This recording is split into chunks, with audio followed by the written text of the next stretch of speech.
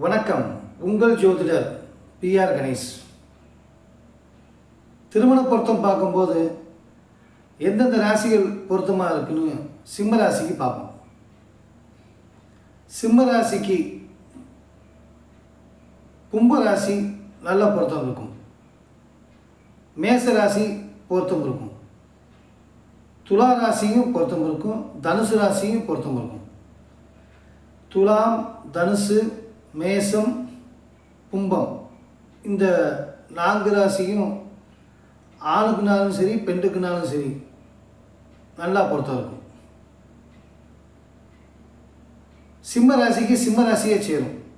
அடுத்து கன்னி ராசியும் சேரும், கடகராசியும் சேரும், விருச்சிக ராசியும் சேரும், ரிஷபராசியும் சேரும், மிதுன ராசியும் சேரும்.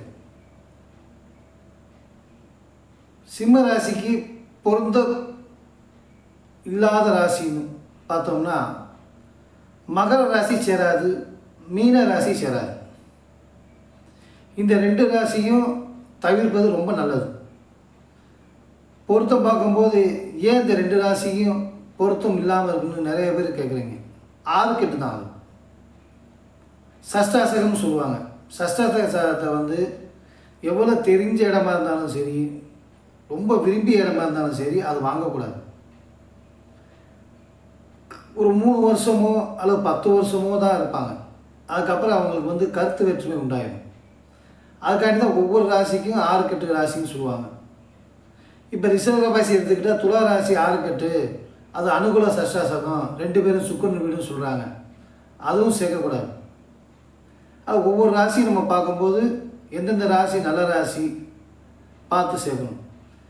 இந்த ராசி பொருத்தம் மட்டும் தான் இது நாங்கள் சொல்கிறோம். நட்சத்திர பொருத்தம் கிடையாது. நட்சத்திர பொருத்தம் பார்க்கும்போது ஒவ்வொரு நட்சத்திரத்துக்கு பெண்ணிலிருந்து எண்ணு வரணும். அந்த நட்சத்திர பொருத்தம் தான் பார்க்கணும்.